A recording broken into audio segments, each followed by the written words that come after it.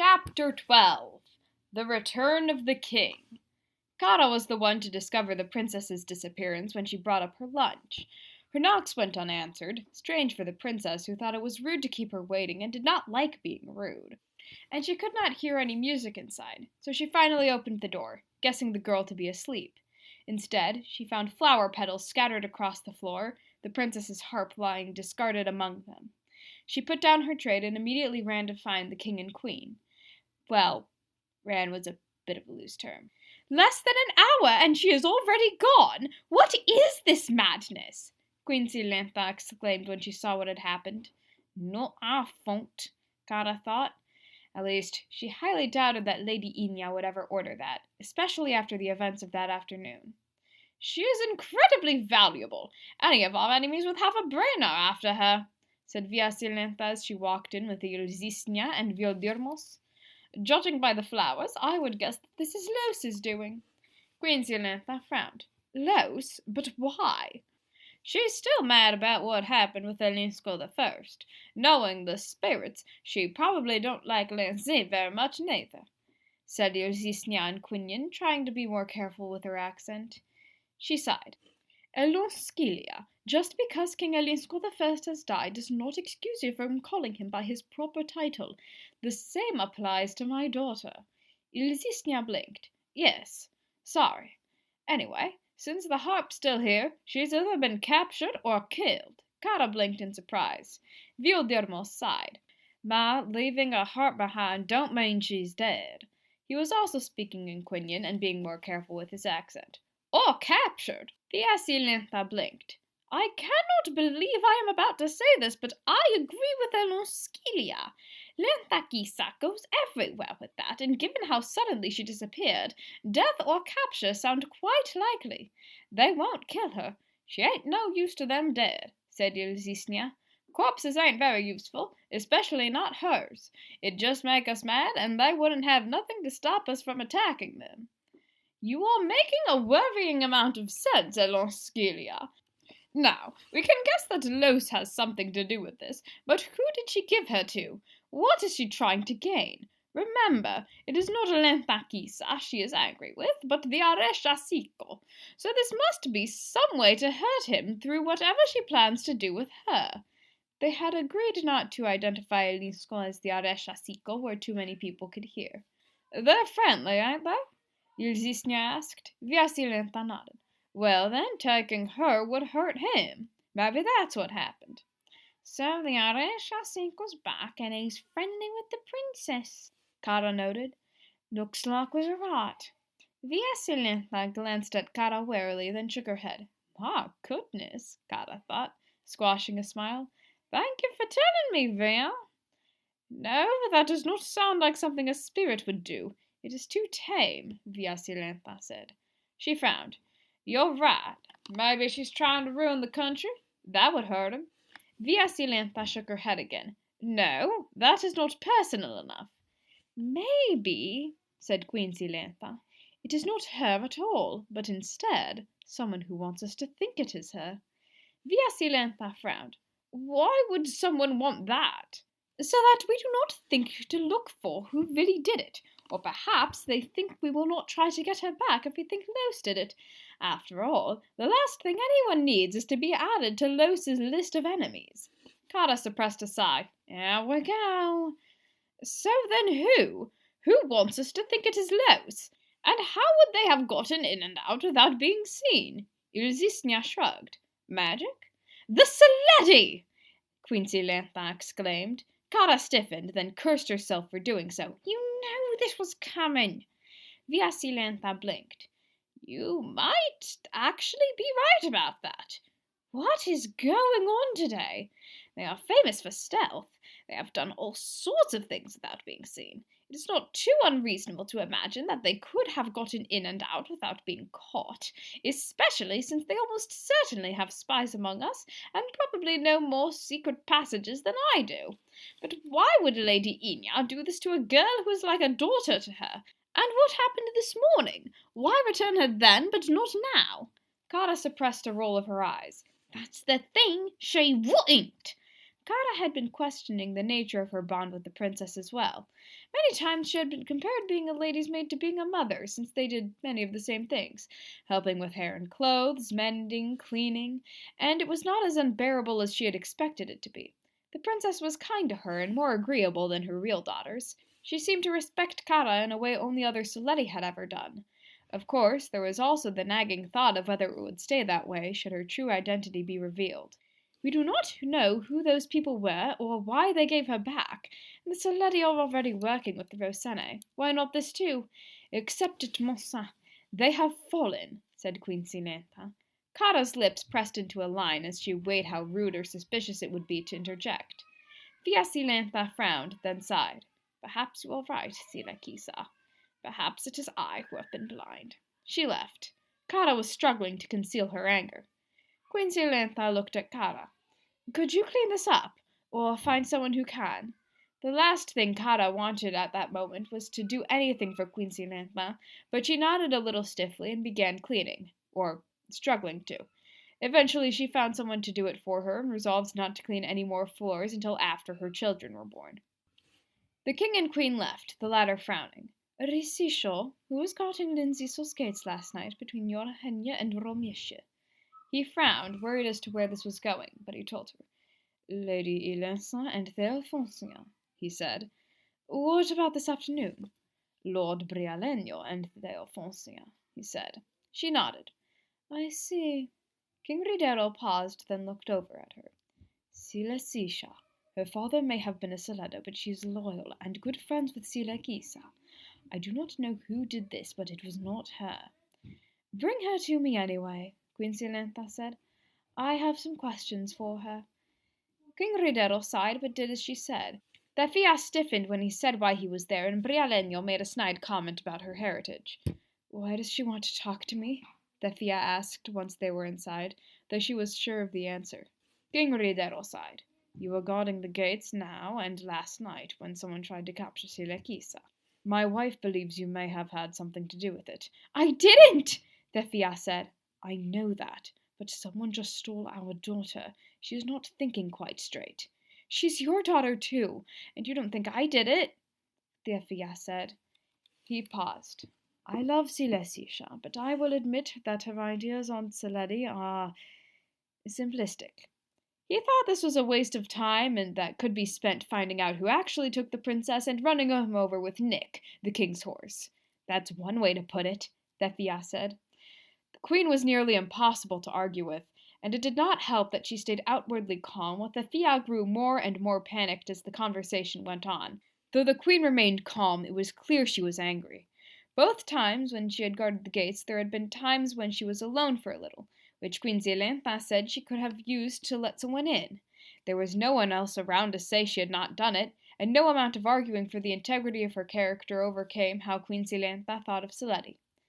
I believe I have heard enough, Queen Silenda said. Thefia's heart sank.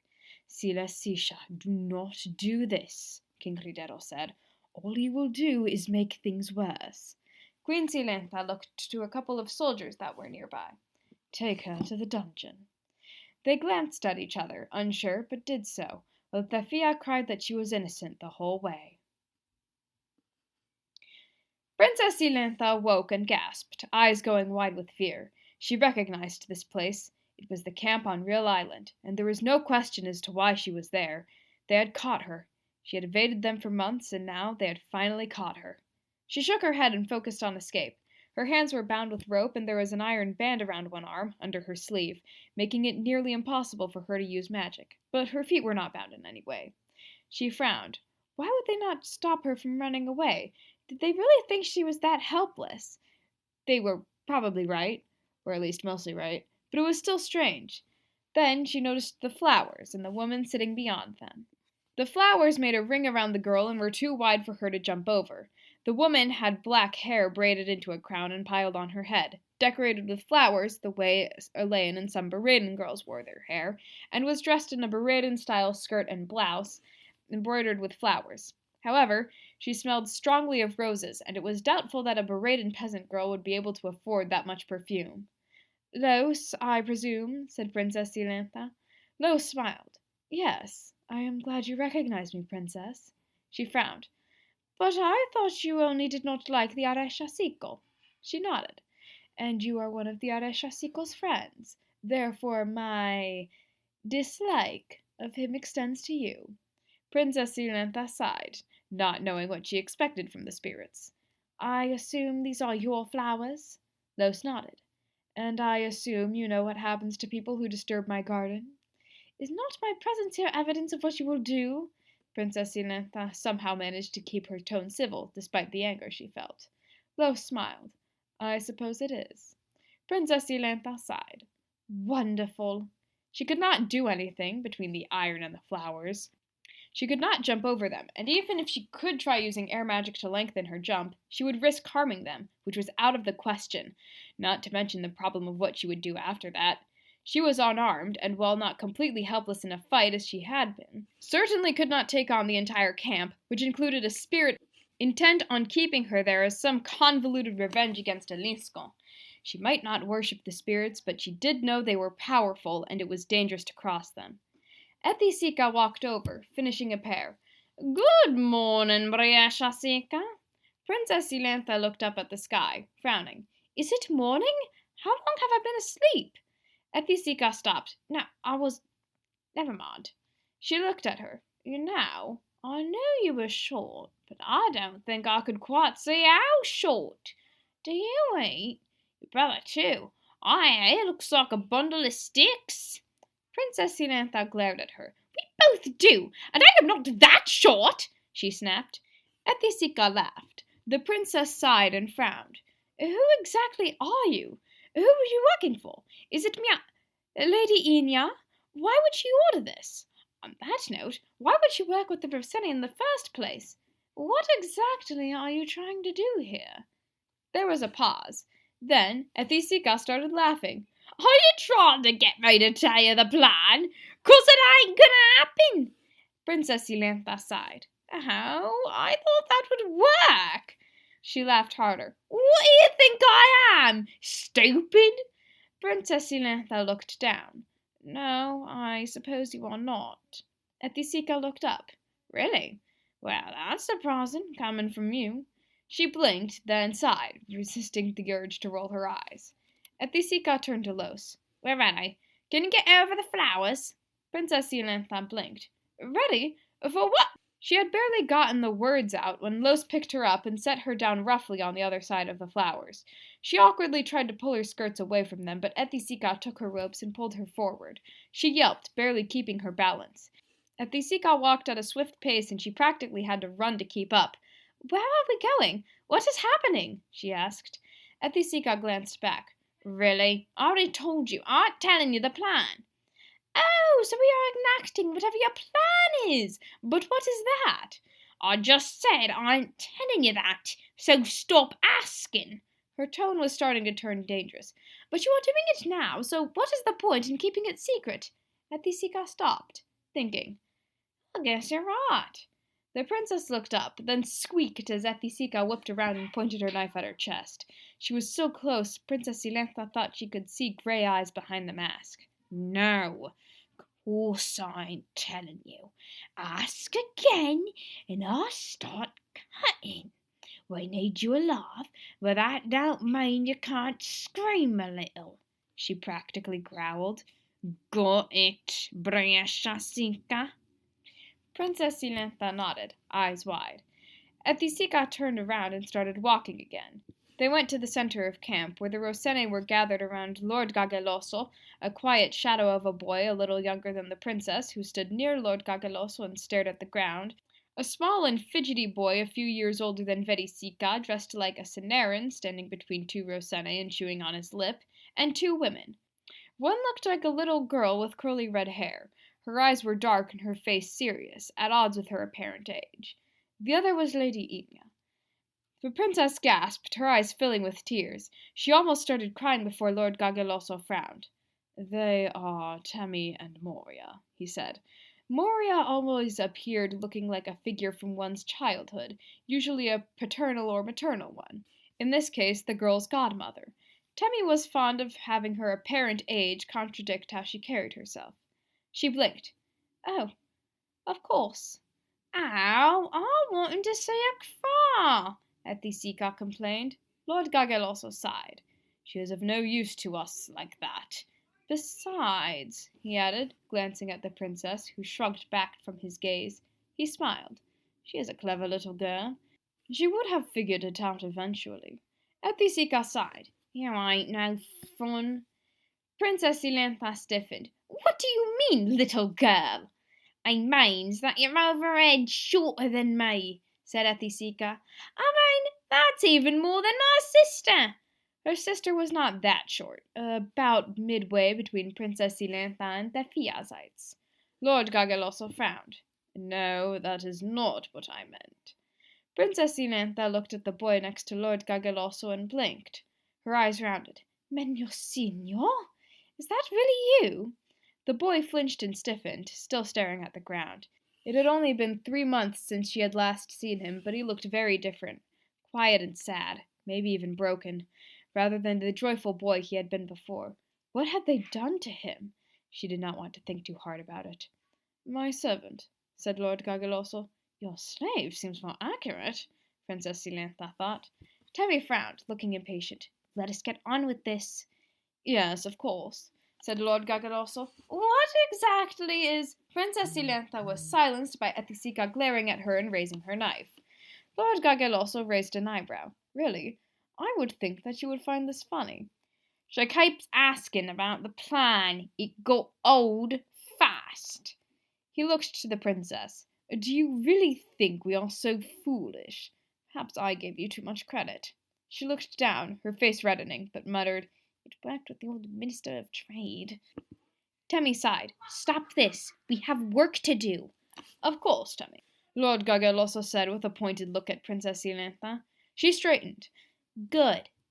Temmie looked to the small boy, who was fidgeting with a medal and still chewing on his lip. Which hand do you use? He frowned and held up his right hand. This one? His accent matched his clothes, and he did not meet her eyes. Do not lie. It will only make it worse for you, she said. He shook his head, confused and nervous. Good. She nodded to the Rossini. One held him down, while the other took his hand and raised her sword. The small boy's eyes went wide. Princess Silenda gasped, realizing what they were about to do and shutting her eyes tight. She could block out the sight of what was happening, but not the sounds. She heard the sounds of his struggle, Ethisica chuckling, and his cries of pain. They faded soon, and she heard the Rossini dragging him away. You can look now, Temmie said. Princess Silenda opened her eyes. She could see the Rossini dragging the small boy's limp form between them. Temmie was holding a severed hand, the sight of which made the princess's stomach turn, a Jarissan ring resting in its palm. She set it down and looked up at the princess. Your turn, princess. Use shadow magic on it, the soul kind. The princess did not fully know what was happening, but whatever it was, she was sure it was not good. However, she did not want to anger Temmie. I cannot, but if I could, what would happen if it went wrong? And I have no wand of anything of the sort. Ethisica took the iron off her arm. She blinked. Ow! You dandelion briashasica? The sooner we do this, the sooner you go free, said Ethisica. She blinked. What? But why? Ethisica tapped her knife, and she fell silent. Your little Ozinin friend nearly burned through his chains with just his hands, Lord Gageloso said. He frowned. Well, not exactly almost, but the tree was starting to smoke. He shook his head. Such a stupid boy. Good point. So you see, princess, you can do it, said Temmie. Ethisica nodded. So no more delaying. Princess Silenda sighed shakily. I suppose. She raised and spread her hands as much as Ethisica and her bindings would allow. She concentrated on the severed hand and the ring upon it, trying not to think too much about where it had come from. She gasped, realizing she felt the presence of a soul inside it, like what she felt with Azagnolosa. This soul felt different, like a hot coal. She recoiled from it, but tried to keep going, knowing she had to do this. She felt the too familiar sensation of her magic surging.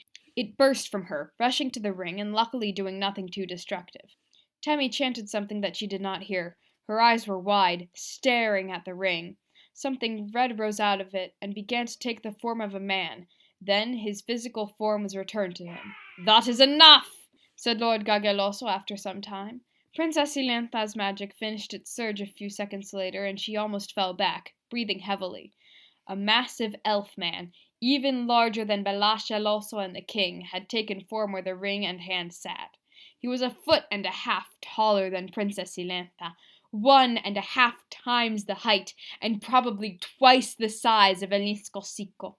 His hair was wavy, about the same length as Thefia's, and a bright fiery red, comparable to Linsco's face when his siblings were overly affectionate in front of his friends, or his and Thefia's when their siblings implied certain things about their relationship. He had a short beard and his eyes were gold. He was fairly young, probably around Cara and Fieso's age. His clothes were dark red, in the loose, modest style of Jarissa.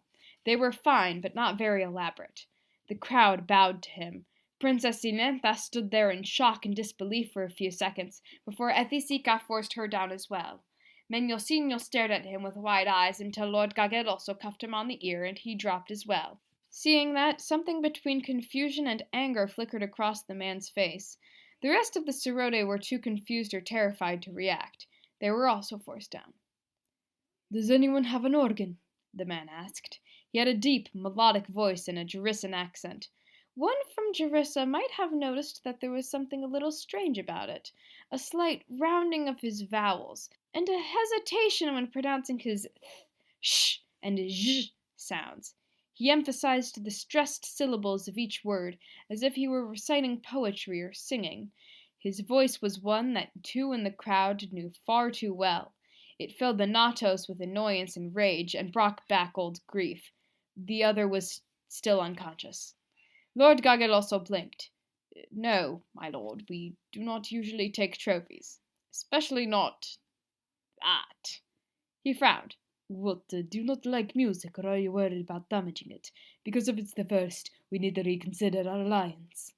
Lord Gageloso realized his mistake. "Oh, no, I thought you meant... No, we have instruments, but not an organ." He sighed. "That'll do, I suppose." He walked over to the princess and dragged her up. She stared at him with wide eyes. This is not possible!" she finally got out. "You died!" He smiled. "Not exactly. You wouldn't be here if I had." She blinked. "What?" "You are Silenta's lass, right?" She nodded. He looked at her. "Your ancestors were taller." She stiffened, her anger overcoming her fear. "Really? Is there nothing else you could say to me? Must everyone mention my height?" Ethisica snickered, and Lord Gageloso glared at her. The man smiled. "You've helped me a lot, lass, and you'll help me again." She shook her head, fear rising within her. "I will not help you!"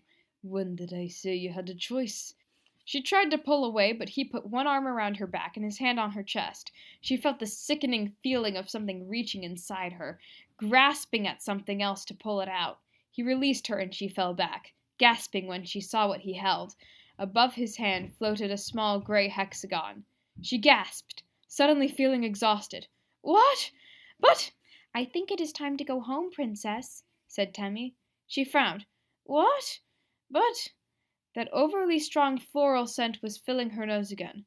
"What is—" She was caught by Moria as she fell back, sleeping. Moria put one hand on her head and lifted out a mass of silver-white threads. Ethisica untied the ropes. Lo snapped her fingers, and Princess Silenta disappeared in a cloud of flower petals. Once she was gone, Los, Temmie, and Moria disappeared as well. The man turned to the crowd. "I am Garento y le Chiron for Jarisso nes Rizier of Genovine, fraternal nephew of Alashada and Alesha Jarissa, last king of the Jarisse and true king of Quinia. I survived the sword of Queen Silenda of 100 years and the bite of Azagnolosa, and have finally returned. Jarissa will sit on the throne once again, and I will raise up my people and heal my country. This time we will succeed, for we are everywhere in many forms, much like the 3 forms of water, or the 3 faces of beyond." At the sound of blatant modalism, every Ardaran present, including his allies, began singing the relevant verse of the Trinitarian heresy song. The Soledo quickly realized their mistake and stopped, while the Sorode were beaten into silence. This time, the emotion that flickered across Garimpo's face was certainly anger. "No," Garento continued. "We will not start our rising right away. First, we will celebrate my return." The crowd cheered. Someone brought out the instruments and the wine, and the celebration began. Near the camp wall, the Rossene treated the Cinerran and then left him there, eager to watch what was happening.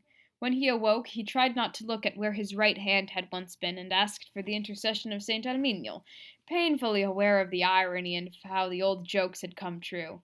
Then he started contemplating the logistics of tying his shoes and tucking his shirt in with one hand while chewing on his left hand and fingers, and remembering how Kesha used to ask him if he was trying to chew them off. He, of course, had flatly said that no, he was not. Anyway, the entire reason he had learned to tie his shoes in the first place was because he hated it when the tails of the knots were different lengths, which usually happened when he let the friars tie his shoes, and many of the village children had untucked their shirts and blouses specifically to annoy him. Then he realized who had returned and gasped. This was who he had been helping? This was who he had helped bring back? The most terrible man who had ever lived, and a modalist? He could hear the friars telling him stories of his reign of terror, the people killed, the churches burned, the clergy and religious that had been killed for disagreeing with his heresy, the bad theology in his writings. One had said it sounded like a Tonitarian writing about what he thought Trinitarian theology was. St. Luzmo had been martyred during this time. He instinctively lifted his right arm to fidget with his medal, then remembered what had happened and fidgeted with his left hand instead. It felt strange. "Lucesio!" He looked to where the voice had come from, frowning. Only one person had ever called him that, but she could not be there. He both hoped it was truly her, and that it was not, that she was far away from this place. Luzmo hesitated. "Vifasija?" he asked carefully, finally saying a name he had dared not speak in more than a year. "Yes. My goodness, I'm so sorry I didn't come earlier," Viela said, her voice filled with concern and regret. "I suspected you might be, but my goodness, I'm sorry." He blinked, confused. "What? Why, man? Well, let me think. The princess went missing, your hand was cut off, and the Jarissa King returned." She continued in a more serious tone. "Why do you think?" Luzmo smiled, realizing how much he had missed this. "But if you're wondering why I'm talking to you," she continued, her tone warmer, "I want to take you with me. I need you to answer quickly. I don't know how much time I have left, and I don't know when I'll get another chance." Before Luzmo could respond, he was greeted by Garento. "Good morning, lad. I'd like to thank you." Luzmo, though startled, managed not to jump to his feet and instead stood slower and blinked away the spots that flooded his vision. He braced himself against a nearby tree and turned to face where the voice had come from. Garento stood, towering over him, Etisica and Lord Gageloso on either side.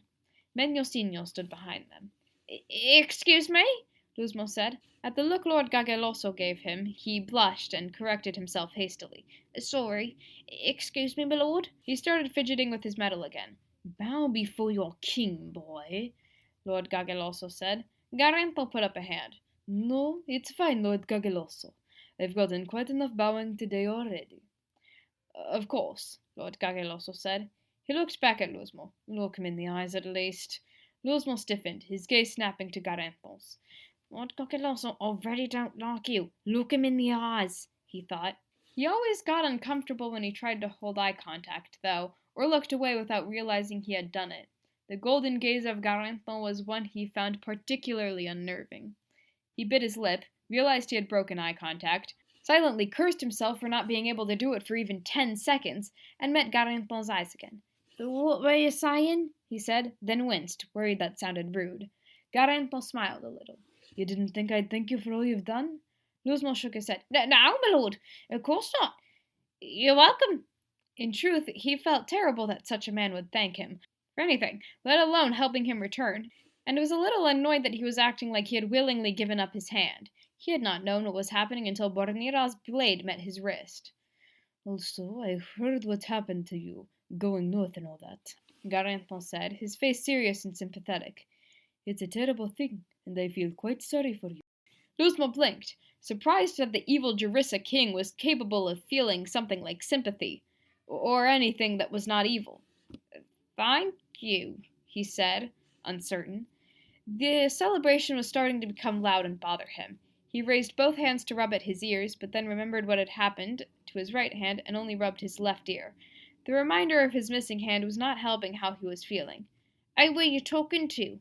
Ethisica asked. "It sounded a bit like Vila." She laughed. "But she ain't that stupid, is she?" "No," Luzmo said immediately. It wasn't her. I was just talking to myself." Vila sighed mentally. At least he had not just told him.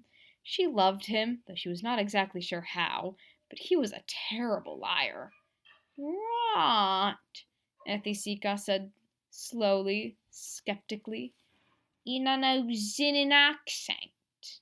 Luzmo paused awkwardly. "Yes," he said slowly. Vila realized that the only way she, and probably him as well, would be able to survive would be to leave. She moved fast, but Ethisica moved faster. She raised a hand and shot a blast of wind into the branches of a tree. There was a yelp as Vila fell out of the tree and landed on her back, the impact sending air fleeing from her lungs.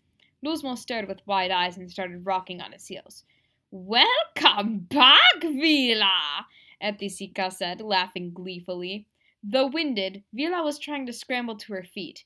Again, Ethisica was quicker and dragged her up first, holding her tightly. "I've been waiting more than a year for this, but I didn't think it would come. I didn't think you'd be stupid enough to show your face around here." Vila glared at her, or tried to at least. It is very difficult and uncomfortable to glare at someone who is directly behind you with only the use of your neck. "Who is this?" Garento asked. "Vila, a traitor," said Ethisica. "Vila Delia Orunma of Old Celery, daughter of Luchonsa, sister of Lord Gageloso supplied. "Do not speak that name!" Vila spat, glaring at him and straining against Ethisica's grip. "You have no right!" Lord Gageloso returned her glare. "Do not speak to me that way." Vila ignored him and turned back to Ethisica. "As for you, you're the only traitor here, She was cut off by Ethisica kicking her. Ethisica's grip was so tight that Vila felt like she could barely breathe. "That's enough out of you," said Garento. He turned back to Luzmo. "Now what of you, lad? Why were you talking to the traitor?" Luzmo stiffened. "She came back because she wanted to take me with her," he blurted out. He realized he was no longer looking at Garento and looked up. Vila's eyes widened and Ethisica laughed. "This is what you get for making friends with a monk's boy," she said. Her tone of voice made it clear that she thought friends was not the correct term. "Do you know how he still says the Medyarovish?" Vila and Luzmo both glared at her, their faces reddening. "Fry's boy," Luzmo corrected. "Do you want to stay alive or not?" "Maybe not, since you just told us all you're a traitor," Ethisica said. "Not necessarily. He said she offered, not that she accepted," said Garento. "Would you have accepted, lad?" Luzmo shook his head, eyes wide. "No, my lord, of course not." He was not sure what he would have said, but he thought he might have gone with her. He had again failed in his goal to maintain eye contact. He had also started rocking. Lord Gageloso sighed. "And so we come to this question once again. Are you saying that because it is the truth, or because you do not want us to kill you?" "I do! I mean it! I wouldn't go with her!" Luzmo said, a little panicked. He was not so much rocking anymore as shaking. He had also started sweating. He was starting to feel like he had when he first went to Tonatera, like he was drowning in everything happening. There was plenty of noise around him, music and excited chatter, in addition to the many shocking events of the day. "Really?" Ethisica asked skeptically. "You'd stay here instead of going with your friend? Especially with what we just did to you." Luzmo flinched, but nodded. "She left me behind. I wouldn't go with her after that. She said it was to protect me, but you just thought I knew something about it." He was looking down. Vila gasped. She tried to lean forward, but Ethisica held her back. "What? They... Oh my goodness." "And I could live without my aunt," he continued. "With it." This came out a little less convincingly. He was not sure how life was going to be with only one hand, but he knew it would not be easy. "You know, lad," said Garento, "you tell a good story. I might have believed you if it weren't for one little thing." Luzmo stiffened, looking up but not making eye contact. "What?"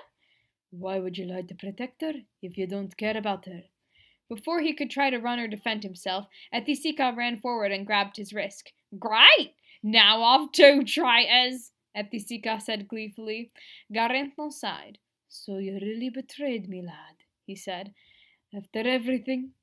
Luzmo said nothing. He could not. His gaze dropped to the ground. He felt very heavy, like his body had stopped working. Part of his mind had as well, not able to form a thought more complicated than leave.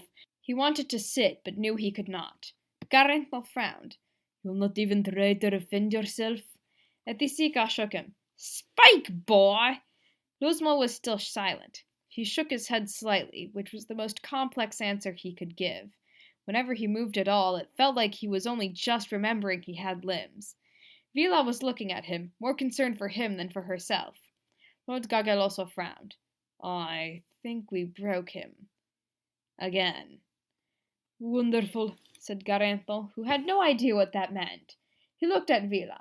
Then suppose you'll just join us again, right? I'd hate to kill such a nice young couple, especially before they can get married. Vila blinked in surprise, though she felt a little annoyed. We're not. She stopped, knowing that was not important.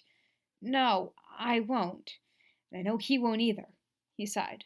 Well, that's too bad for you, lass. This isn't personal. I just can't have you telling everyone what you know. He turned to Ethisica.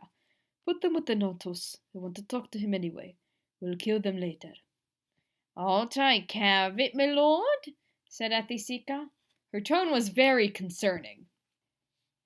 Lanczú and Zebbocron searched the area south of Soledo for what had to be the 5th time at least. Agradi had passed and it was very late and pouring rain, but still, they searched. Lanczú was very annoyed about the situation. The king had wanted everyone to go in pairs, but Conzi was with Jarissa, and Linsco and Thefsco were occupied. How he had ended up with the duke's son, he did not know. Zebbocron had other friends, so why had they ended up working together? His guess was that Zebbocron wanted to annoy him. The number of times Lanczú had randomly tripped was less than 10, but beginning to approach it. Despite Lanczú telling him it was a bad idea, in a move that reminded Kara of her husband, Linsco had gone to the queen to argue for his friend's innocence. Lanczú had found it very odd to be the one trying to stop his angry friend from doing something stupid, rather than the other way around. Well, at least Linsco and Thefsco were together now. Lanczú, meanwhile, was trying to figure out how to get them freed without getting himself into trouble as well. Well, right now he was with Zebbocron looking for the princess. Zebbocron sighed. We should just go inside. It has been hours. We will not find the princess. I ain't leaving till I know she's safe. It's just a little water, Zebbo. You ain't made of sugar, said Lanczú. Zebbocron scoffed. Like you have ever seen sugar. Crystal sugar was hard to produce on Atia, but it did exist. Of course, it was expensive, and most used things like fruit and berry juice or honey as sweeteners instead. Lanczú tried to stay calm. I have, actually. Zebbocron laughed. I doubt that. Anyway, your definition of a little needs to be reworked. Still, it's just water. It is not just the rain. What do we expect to find out here? Is the princess going to fall from the sky? A man on a horse came to a stop in front of them. Good evening, you two soldiers, he asked. Yes, said Zebbocron. Why, what is your name? Miro. I'm a farmer from an hour or two south of here, Misavino. He hesitated. Found the princess. Didn't know she was missing, but I found her. Zebbocron rolled his eyes. Do all farmers live under rocks? One of the most important people in the country went missing, and he knew nothing of it, he thought. He was also a little annoyed that Miro had not introduced himself properly, with his full given name, confirmation name, hometown, and his father's name. I see. Where? He asked, his tone still neutral. She was in my fields. My daughter thought she saw something, and I went to see what it was. I found her and thought it'd be better to bring her back now instead of in the morning, so I told my wife and sister where I was going and came back here, Miro said. Was she injured? Lanczú asked. A bit of his concern in native accent slipped through, though he was trying to keep his voice neutral and his accent Ozinin. I don't think so. Good. You can give her to us, and we will take her the rest of the way, said Zebbocron. Miro nodded and gave her to him. Rather than the fine grey dress she had been wearing when she was captured, she was wearing a simple green dress, one for a Cimmerian peasant girl, not a princess. Zebbocron frowned, suspicious. Her clothes are different, he said. Why? My wife, Miro said. She didn't want to leave her in wet clothes. They're in the back of my cart. She didn't wash those because she was worried about ruining it. Of course, Zebbocron thought. I see, he said stiffly. Well, you may go. He was not just annoyed that Miro's wife had changed the girl's clothes, but also that the princess was wearing a peasant's clothes. Thank you, Lanczú said pointedly. Miro nodded. You're welcome. Lanczú took Princess Silenda's original clothes, and Miro left. Lanczú and Zebbocron went back to Linsco and found Queen Silenda pacing in the entryway. Prince Geralt had insisted on working to find her, and his father had gone with him to make sure he did not get himself killed, and because he wanted to look as well.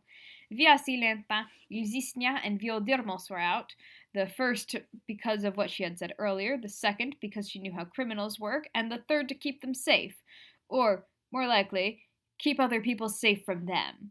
Queen Silenda looked up at their arrival and then ran to them in a decidedly unqueenly manner. Lanczú smiled a little. He liked it when she let the official mask slip and acted as a mother instead of a queen. Oh, thank goodness she is safe! She exclaimed, taking her daughter from Zebbocron. Where did you find her? A farmer named Mirazebo found her and brought her to us. Someone thought we should give up, but I knew we could find her, said Zebbocron. Lanczú glared at him. That ain't what happened. Queen Silenda was much more concerned with her daughter's safety than her soldiers' petty squabbles. In fact, she found it very annoying that they would focus on that. She would have to speak with King Ridero about this. Is she hurt? She asked. Miro didn't find nothing, and neither did we, said Lanczú. Zebbocron frowned. I thought he said she was not injured. Lanczú glared at him. You know what I meant, Zebbocron. His accent strengthened. Queen Silenda was finding it very hard to keep a civil tone. How could these two focus on grammar at a time like this? It is good that she is not injured. She looked down and noticed her daughter's clothes, frowning. Why are her clothes different? The farmer's wife did not want to leave her in wet clothes, Zebbocron said. She is quite clean as well, Queen Silenda said. Much more than I would expect. Probably Miro's wife again, Lanczú said. His Ozinin mask was back in place. She frowned again. This is quite strange, do you think? Both this and what happened after Lacaria. He frowned.